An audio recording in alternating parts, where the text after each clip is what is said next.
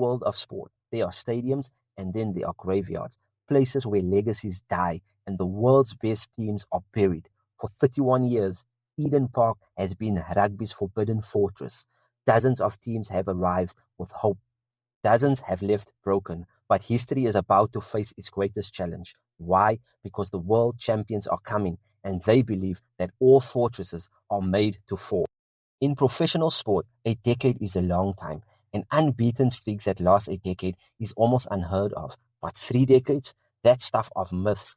To really get the scale of what the All Blacks have achieved at Eden Park, you have to go back to a different era. The date was July 3rd, 1994.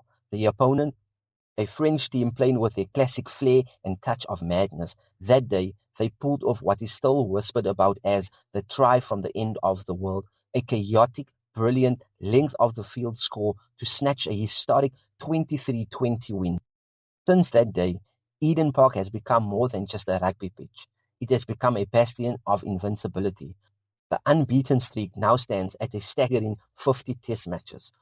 Of the teams that have tried to conquer it, 48 have been defeated and only 2 have escaped with a draw. It is without exaggeration one of the most dominant records in global sport history. The list of victims reads like a who's who of world rugby. The great Australian side of the late 90s and the early 2000s, who won everything else, was sent packing from Eden Park over 20 times. England, arriving as world champions in 2003, were turned away. The British and Irish Lions, a team made from 4 nations and a century of history, could only manage a draw. And then you have the Springboks, who have their own tortured relationship with this ground. If you enjoy this content of rugby's greatest rivalries, please hit the subscribe button. Thank you. The stadium itself seems to have a life of its own. It's a cauldron of noise and black-clad passion, a place where the psychological weight of 31 years of failure presses down on a visiting team the second they step off the bus. Former players talk about its aura, that feeling that you're not just playing 15 guys in a black jersey. You're playing the ghost of every team that has failed before you. You're fighting the myth itself. It's the spiritual home of New Zealand rugby, a patch of sacred ground where the All Blacks have forged their identity and have buried their rivals. This isn't just a home field advantage. It's a psychological weapon. Teams show up knowing that no one in their generation has won there. They know that the legends of the game have tried and failed. And as the haka begins and 50,000 New Zealanders find their voice, the knowledge becomes a crippling weight. The fortress has stood for so long that many believe it can never fall. But now, a challenger has emerged, and this isn't just any team. This is arguably the most dominant force in modern rugby, the back-to-back reigning world champions, the Springboks. This is a team forged in the fire of high-stake pressure, a side defined not by pretty patterns, but by brutal, relentless power and a tactical mind that has reshaped the sport. They've conquered the world, but to truly complete their legacy, they have to conquer their own personal graveyard, because for all their success, the Springboks' record at Eden Park isn't just bad, it's a catastrophe. You have to rewind the clock past the entire professional era, past world wars, to find their last victory on this ground. The year was 1937. It's been an 88-year drought, a multi-generational curse that has haunted every Springbok team. The iconic 1995 side, which united a nation and beat the All Black in a historic World Cup final, couldn't do it. The 2007 World Cup winners couldn't do it.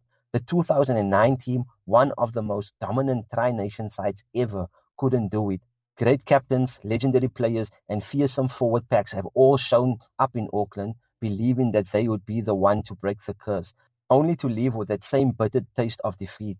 Their last meeting at the stadium in 2013 was bitter, a controversial loss that still stings their supporters. It's a history packed with heartbreak and what if. So when this current Springbok team lands in New Zealand, they aren't just fighting the All Blacks. They are fighting the ghost of their past. They are battling nearly a century of failure, a psychological barrier that has proven just as tough as the 15 men on the field. They are staring down their own history, trying to do what generations of their most celebrated heroes could not. This isn't just another test match for them. It's a mission to exorcise a demon. So, what makes this team different? Why would a side carrying the weight of an 88-year curse be the one to finally break a 31-year streak? The answer is a fundamental shift in power, psychology, and strategy. The first and the most important factor is the mastermind. Rassie Erasmus, since taking over in 2018, has completely rewired the team's DNA. Before him, the Springboks were in a slump, suffering record defeats, including a humiliating 57-0 thrashing in 2007. Erasmus didn't just change the game plan, he changed their whole mindset. He has built a squad that does not fear the black jersey. In fact, since his appointment, the rivalry has been fiercely competitive, a stark contrast to the decades of dominance the All Blacks enjoyed before him. This new era includes a Rugby World Cup final victory and the All Blacks' heaviest defeat in their entire history, a 35-7 demolition at Twickenham. The second factor is the signature weapon, the bomb squad. This isn't just a strong bench, it's a philosophy. By loading their substitutes with 6 or 7 forwards, the Springboks have turned their replacements into a strategic weapon. Around the 50-minute mark, just as opponents are starting to fade, they unleash a fresh, monstrous forward pack. The strategy is designed to do one thing: crush the will of the opposition. It is a relentless wave of physicality that grinds teams down in the final quarter, the exact time when the pressure at Eden Park becomes most suffocating. Legendary Springbok Victor Matfield has said this exact blueprint: brutal forward play, set-piece dominance, and aerial pressure is the key to winning there. The final and perhaps most crucial element is the psychological edge. Past Springbok teams might have been haunted by Eden Park, but this team is different. They are two-time defending world champions. They have won the biggest games on the biggest stages. They have even beaten the All Blacks in New Zealand, winning a thriller in Wellington in 2018. They know with total certainty that they can beat this team. They can carry the confidence of champions, not the baggage of past failures. As coach Rassie Erasmus noted, while they respect the rivalry, they aren't fazed by historical records. They focus on their own power and their own story. An unstoppable force meets an immovable object. It is the oldest and most compelling story in sport. On one side, the All Blacks defending not just a stadium, but a 31-year legacy that is the core to their identity. They'll be fueled by the immense pride and the roar of the crowd that has forgotten what it feels like to lose on the soil. On the other hand, the Springboks, a team at the peak of its powers, armed with a revolutionary strategy, a generation of battle-hardened champions, and the belief that they are the best in the world. They aren't just looking for a win, they are chasing history. A victory at Eden Park would be more than just another trophy. It would be the final jewel in the crown of a golden generation, cementing their place as one of the greatest teams of all times. Records are just statistics for a new chapter. For 31 years, the fortress has stood, a monument to the All Black dominance, but the Springbok team isn't just another challenger. They have the power, the plan, and the mindset to do what so many before them couldn't.